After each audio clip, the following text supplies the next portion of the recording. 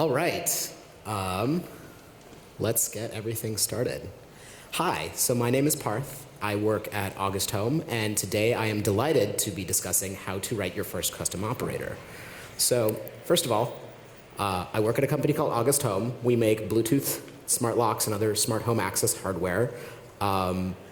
It's a really fun company. We're based in San Francisco, and last year we announced the ability to detect whether or not your door is open or closed using one of our smart locks, which actually not many other people on the market can say that they do. I actually wrote that animation, which is one of the reasons why I'm showing that slide, also because I just think it's really pretty. Anyway, so quick housekeeping. There's a lot of Kotlin in the Android world, but I'm going to run an old school today. There won't be any Kotlin in my presentation, mostly because I think that Java is still easier to scan for most people, and since we're going to be going through a fair amount of code, I want to make sure that you don't have to sit there and like parse, okay, what does this mean? Let's convert it to Java in my head, all of that. It'll just be Java from the get-go. The other thing is, this is the only slide that you will see emojis on, and that's my promise to you. All right, whether you like emojis or not, that's the way it's going to be. So, here's our roadmap, no scope creep allowed. We'll talk about Rx a little bit, then we'll go into the anatomy of custom operators. We'll have 2 examples, and we'll go over some, not anti-patterns, but not suggested ways to do things. And then finally, we'll open it up for some questions. We can have questions about my stuff. We can have a philosophical discussion about Rxjava, whatever makes you happy. All right, so first of all, we're gonna just have a quick overview of Rxjava. I don't think there's anything here that's going to blow your minds if you already know Rxjava, or maybe it will, who knows. Mostly this is going to be a discussion about back pressure. So Rxjava is asynchronous if you want it to be. It's an event-based stream, meaning that you get events for subscription, completion, error, all of that. It's composable, meaning that you can do functional composition, f of g of x, currying, anything like that. And finally, it's back pressure sensitive. And that's the part of Rxjava that is arguably some of the most powerful features, but it's also, maybe not something that applies to a lot of Android developers. We'll talk about that more in a second. Just a formal definition of back pressure, it's when an upstream emits faster than the downstream can consume, and to avoid overwhelming downstream operators, the upstream can wait to push data down until the slower downstream operators request it. So it's a pull model, not a push model. And that's different than all the other operators, so that flowable versus observable, single, maybe, completable, all the rest of them. So back pressure can happen in a couple different situations. It can happen if your producer is very fast. So if you have a large number of emissions, or if it happens really, really quickly, or if most of the times the producer operates normally, but you just get hammered with data sometimes. If your user is drawing a signature on the screen, most of the times that signature isn't going to be that much. But if someone just goes like this a bunch, you're going to get a lot of data. Or if you have multiple mismatched sources is the other big one. So let's say you have 2 infinite streams, and one of them emits twice as fast as the other one, and then you zip those streams together. Eventually, you're going to run out of memory, and that's going to cause back pressure. The other thing that happens is the consumer is slow to consume the data for some reason. Consumption is expensive. Maybe you're doing some crazy algorithms, and that causes the slowness. The other is plain old standard blocking operations need to happen, whether that's file, whether that's carrier pigeon, whether that's network, whatever. All of these can cause back pressure. And now you're probably wondering, do I really care about back pressure? The answer is probably not, but I don't know your life specifically. Here's my experience. I've been using Rxjava in production since 2015, and I've encountered back pressure in my code one time. I was trying to update a progress bar with every byte that was downloaded off of the network. The video was 80 megabytes, so that's 80 times 1024, which is around 81,000 updates to the UI thread, and that just blew everything away. So the solution is not to construct something crazy with Rxjava, but to just not try to update the UI thread 81,000 times over the course of 5 seconds. That being said, it's not that you shouldn't know about back pressure, you should be aware of it, but realize that in most standard applications, you're not dealing with the volume of data that requires an intricate understanding of back pressure versus like if you're writing one of Netflix's servers or something and you're just getting so much information, you need to be able to push against all of that information that's coming in. All right, now for the interesting part. We're going to talk about how to do some interesting things using Rxjava. So a custom operator is actually not that scary. I don't know if any of you have looked inside the Rxjava sources, but there's not that much going on for the basic operators. We've got a constructor. We've got subscribe actual, which is what happens at the time of subscription when you call .subscribe. And we have an inner listener. And we have two kinds of inner listeners. The first kind of inner listener is a bridge. So if you want to, turn a click listener into a reactive stream, or if you have like some blocking file IO that you want to know when it's done, or be updated for each part of the IO or something like that. The other one is an intermediate operator. So if you want to have some custom logic that happens, maybe you want to do a very special kind of repeat or a very special kind of retry, that would be when you implement the observer interface. And we'll talk about both of these. But first, we're going to talk about in my opinion, the more common use case, which is to bridge from the non-reactive world to the reactive world. So this is the code from the title slide. And if you look at that, that's a custom operator. We're gonna make a click operator. Let's take a look inside. So here's our skeleton of the outer class. You'll notice that this extends observable, so we can treat it like any other observable, whether you call it Observable.create, which we'll talk about in a little bit, whether you call like Observable.just, you can treat this the exact same way to all callers of this code. We have a constructor, which isn't that interesting. Maybe this particular slide would have been easier in Kotlin, but other than that, and we have the subscribe actual block. This is your callback for when the person actually calls subscribe. We have this class listener that is the actual inner listener for both the onClick and the and handles the Rxjava code inside it as well. We'll see more on that in a moment, but notably we have observer.onSubscribe, and that takes a disposable instance. This is how downstream operators can cancel and cause our code to dispose itself when necessary. So this is your callback to clean up.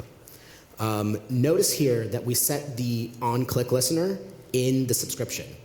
And this is important because let's say you subscribe to the, you create a click observable or you create multiple click observables for the same view and you subscribe to them. Well, what's going to happen is there's still only one view under the hood, right? They all point to the same view instance, and you're gonna clobber your own click listener, just like you would if you called view.setClickListener1, view.setClickListener2. It'd be the same thing. So, regardless of what you're doing, you have to understand how the underlying system works. That applies to Rxjava, that applies to Android, that applies to Java.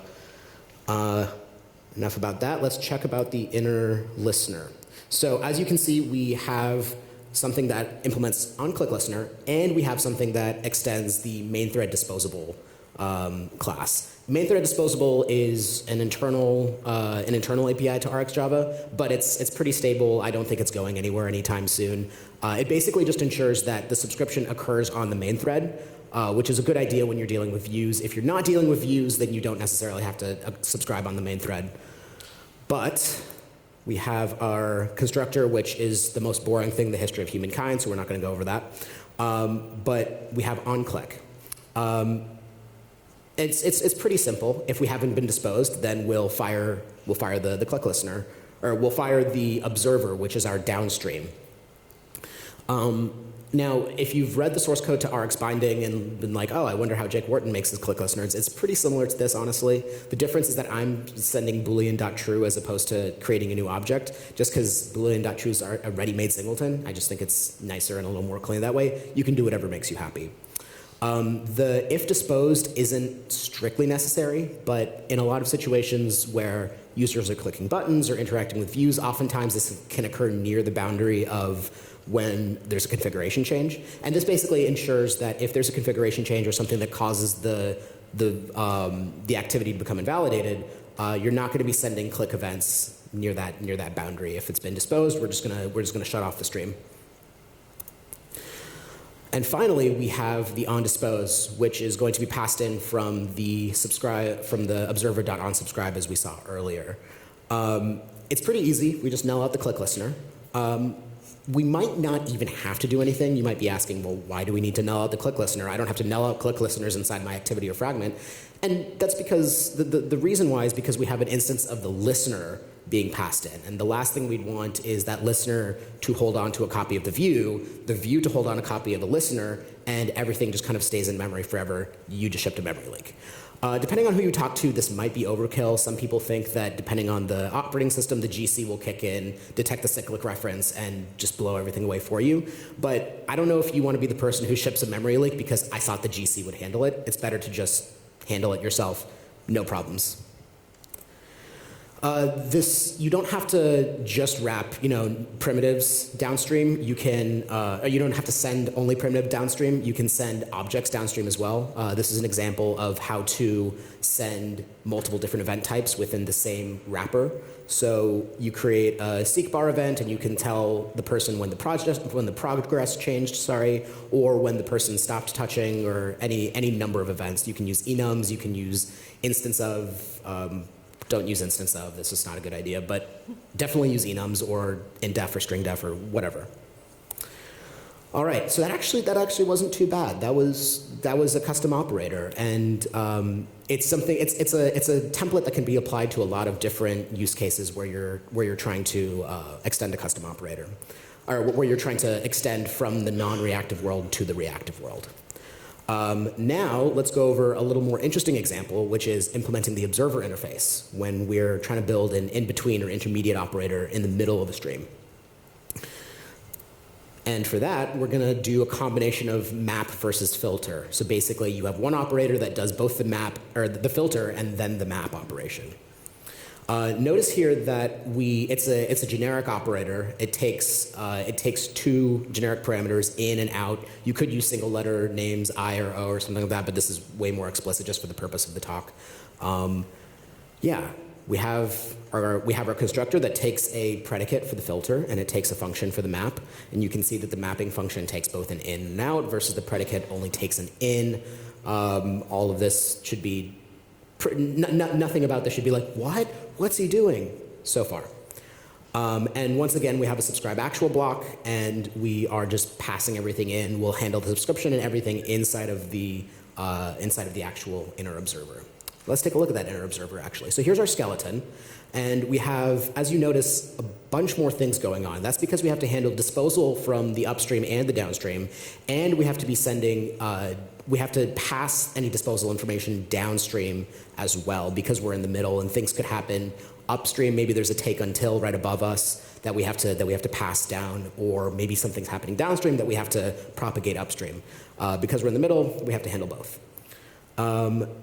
Now, we take our observer instance as, I think here it's called child, but you could call it downstream, you could call it whatever. And you note that we have on next, and that's going to be the most interesting part of this, but we'll get to that in a second. All right, here's our unsubscribe block.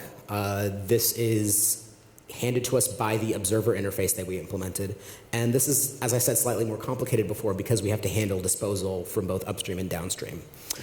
Disposable helper.validate just allows us to atomically verify that we haven't received more than one disposable instance per subscription. If that happens, that's an error. And it's like an Rxjava framework error. It's not like you did something wrong, unless you're like intentionally trying to screw with the subscription. But most people don't do that. They just want their code to work. Essentially, what it does is it just validates that the current parameter is null and the next parameter isn't null. And if that's not the case, it'll delegate an error to the Rxjava plugins. It's just for making sure that the disposable that we're taking over from the onsubscribe is actually the right one that we should care about. All right, and for the rest of the methods, we're happy to just farm that out to the disposable instance that we just got. If it's disposed, then we just tell the disposable instance, which is another copy of the downstream. Hey, by the way, you've been disposed, and if someone needs to know if we've been disposed, we can just ask the downstream, I don't know, have we been disposed? Now we get to the observer code. This is on next, on error, on complete, and we'll see on next in a moment. Nothing super crazy happening here. We're just, if there's an error from upstream, we pass it to the downstream. If there's a complete upstream, we pass it downstream. And fail is a method that we'll use inside on next, but because the slides are only so long, I have to put it over here.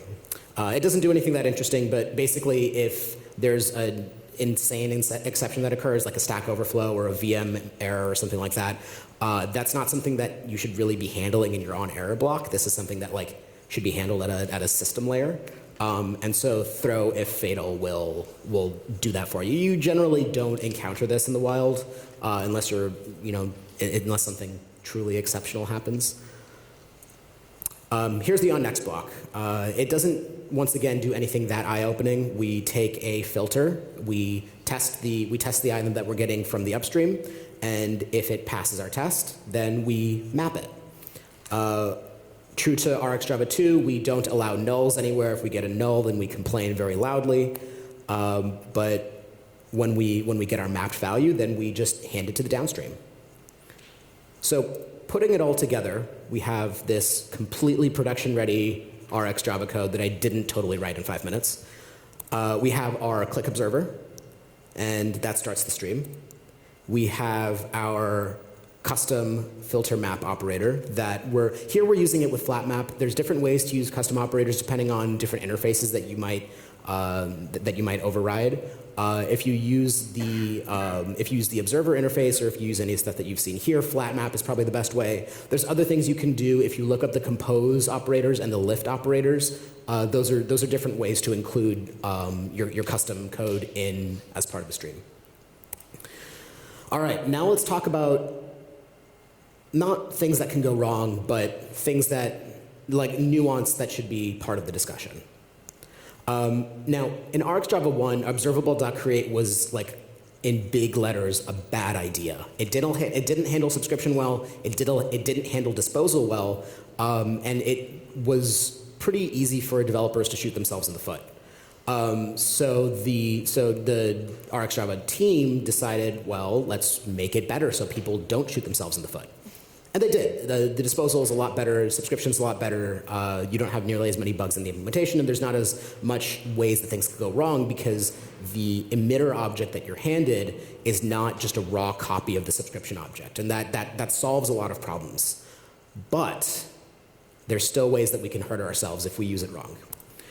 So let's say someone makes a pull request with this code. You're all experts now when it comes to making custom operators. So, you're the senior developer on the team. Someone gives you this pull request. Find the bug. There's a bug here. Yeah? On custom link, you don't say the listener to null. Yes, exactly right. If you don't set the disposable to null, basically there's no listening for cancellation. So let's go back to the previous one. There's nothing listening for, hey, by the way, I'm done with the stream, you can null out the click listener. What's going to happen is okay, let me show you what you should do first, and then I'll tell you what'll go wrong. So it's really simple, it's really subtle. We're not setting a disposable on the emitter. And what this means is that the emitter has no way to know that someone from downstream needs to cancel the stream. It's so important and it's so subtle that I'm going to bold it just to make sure everyone gets it. I'm really going to drive this point home. There's no compiler warning. There's no lint for list. There's not even Rxlint handles this. You're just going to ship a memory leak. And it's really, really subtle. I actually, it took me a long time to figure out why my code had memory leaks in it, and it's because I wasn't setting the disposable instance. And you can see it's a really easy line of code. There's nothing really that exciting going on. When the disposal happens, you set the click listener to null and you carry on your merry way. But if you notice, we handled this in our custom operator before, right? We had this disposable instance that we were getting, and we had to handle it because we can't pass an instance of our listener to observer.onSubscribe unless it implements the disposable interface. The observer demands that we handle this. So now we have a decision to make, right?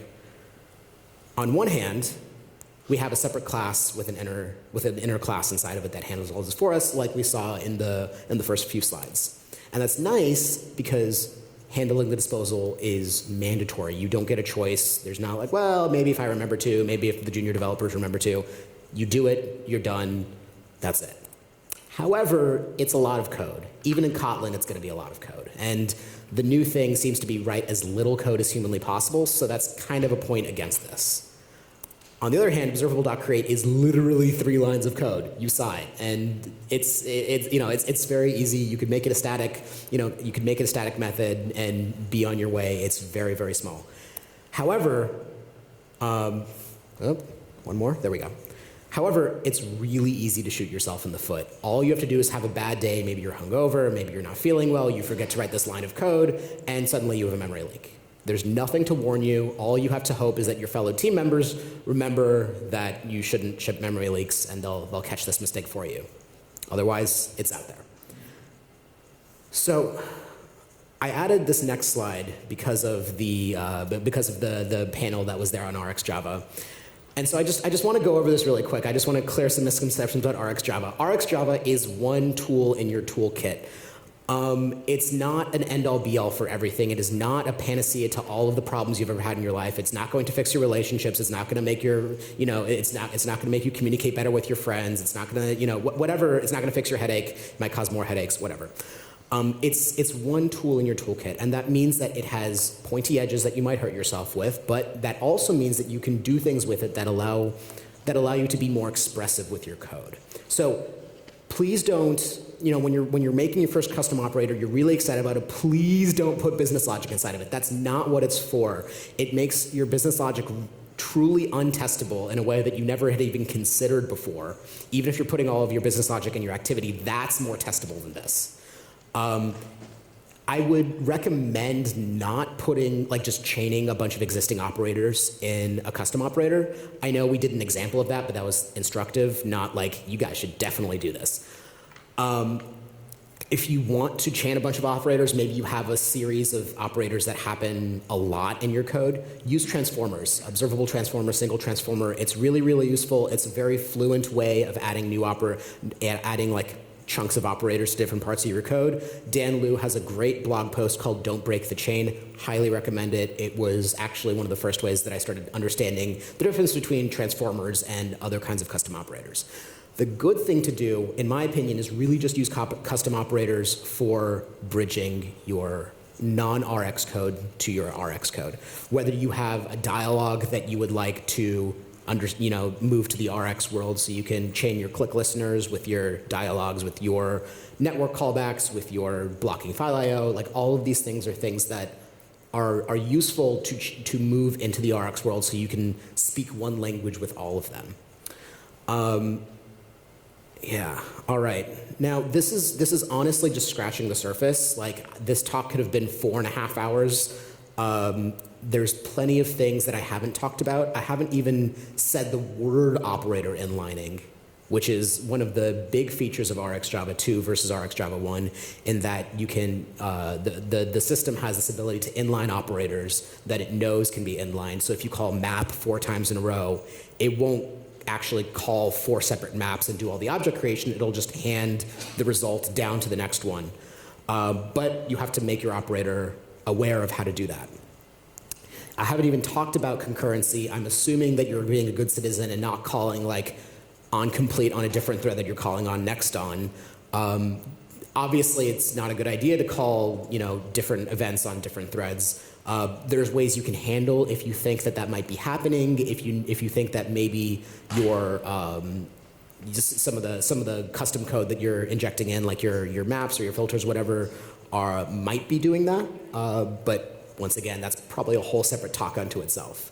I haven't even talked about back pressure strategies, whether that's queue draining, whether that's request accounting, all the stuff that actually makes Rxjava flowables powerful and back pressure sensitive is a whole talk unto itself. It's 4 blog posts worth of content. Speaking of blog posts, here are links for everything. This is basically all of the knowledge that I use to make this presentation is right there. So if you want to cut out the middleman, here's everything you need. The Back Pressure series by David Karnock, who's one of the lead developers for Rxjava 2, is dense, I will admit, but it's very, very good, and it helps understanding a lot of the internals of Rxjava 1 and Rxjava 2. Obviously, if you want some good code samples, Jake Wharton's Rx binding is probably like the best you're going to get, besides my code samples, obviously.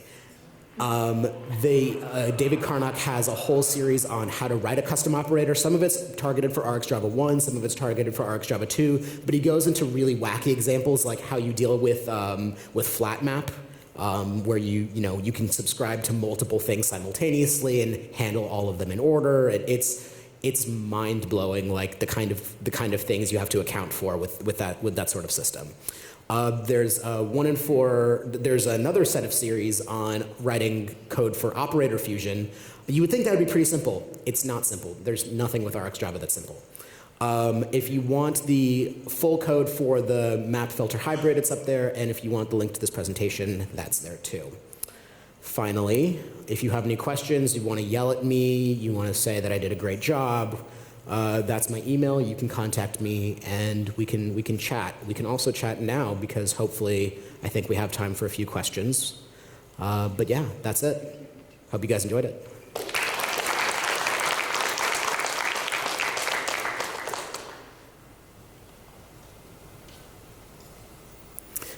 I think the mics are probably live, so if you want to go and yell at me from one of those two mics. 2 mics in the middle. I have the same problem. Okay, so I'm not gonna yell. I'm just gonna say thumbs up. Good talk. Thank you. Probably it's a lot of stuff to talk about. One topic that I would have expected to be was like you wrote that approach with writing a class for the operator. Then you showed how do you exactly integrate into the chain. Oh yeah. So I had that. So that's the example right there. So you can see the click observable is just the first part of the stream. That will start the stream, and I imagine that's 95% of what you're going to need a custom operator for. But if you have some special use case, you want to write some crazy code, you can see line 4 there where we flat map is the other way to integrate a custom operator, especially if it's in the middle of a stream. There's other ways you can do it. You can use composable, you can use lift. There's another interface that you can implement called operator, observable operator, single operator, all of these, and that is, and for that you can use compose. Lift is used for transformer, I think, or I might have gotten those reversed. But there's a couple different ways to do it. So you don't have to use any plugin registration and that kind of stuff? No, plugin registration is if you want to handle events outside of the typical life cycle of an operator. So a lot of times, the main use case for plugin registration is I want to know when there's a crazy error that happens that hasn't been handled by an on-error block, which is wholly separate from custom operators. From my understanding, maybe someone will email me and be like, "What the hell are you talking about? That's not right at all." But from my understanding, plugin, like handling the plugin, is just for exceptional things, not for like daily use. All right. Cool. Yeah. Other questions? Yeah. So thanks for the talk. I have 2 questions. One. With Java, the operators are really needed, but with Kotlin, if you can write your extension function to if you have this observable map filter, you can have an extension method that basically use map filter inside. So what would be, is there a need for this kind of map filter operator in Kotlin? So part 1 is that it was a toy example. I think map plus filter is one of those, it's probably a good candidate for a transformer instead of a custom operator. You could also use an extension function if you feel like going full 100% Kotlin. I think there's an example of a custom operator that might be easier this way versus an extension function would be if you have very complicated retry logic that you'd like to integrate into your into some streams but not all of them. Yeah, and then you can warehouse the logic so that you can reuse it for single, for completable, for observable, all of these. I don't imagine that a lot of people are going to need to write intermediate custom operators that happen in the middle of the stream. It's not a very common use case. A lot of people just need to take this thing that refuses to be reactive and move it kicking and screaming into the reactive world. Thanks. And the second question that I need only yes/no question. Afterward, I will follow up with you. Have you ever implemented microfusion in your operator? Operator fusion? Microfusion, not macrofusion. Microfusion. Okay, we can take it offline. Could you define that for me? Because I'm not. The distinction is unclear to me. Macrofusion is, for example, you have like observable from iterable. So if this is a real iterable with like many items, it will do advanced logic. But if it checks that there's only one element, it will just observable.just. So this is macro. In micro, what you said, like multiple map things, and it merges to like one execution instead of like this passing to multiple. Right. things. Oh, okay. So yeah. The common example is like using scalars versus doing the full thing. I haven't. It's a lot of the custom operators that I've written have been like source of stream, and they tend to be like not complex enough to like. A lot of them are for single and stuff like that, and there's no need to do scalar operators for single because like they're all scalar by default. For observable, it hasn't really been a huge priority for me. That being said, that's probably like another talk unto itself, is how to handle deciding whether or not to send a scalar versus a multiple on nexts. David Karnock has a good series on that, but once again, it can be a little difficult to read his writing. But yeah, it is complex, and that's one of the reasons I left it out of this, because like that could be a whole other talk. Yeah, thank you. Yeah. That's it. No one wants to get into a holy war discussion with me on Rxjava, whether it's good, whether it's bad. No one wants to defend the panelists, being like, no, they had it right. Rxjava isn't good for us. I guess you're all here, so like I'm kind of preaching to the choir, probably. All right. Well, I think that's probably it. Thank you guys for your time, and hopefully you can write some beautiful, non-memory leaky custom operators, unlike me when I first started.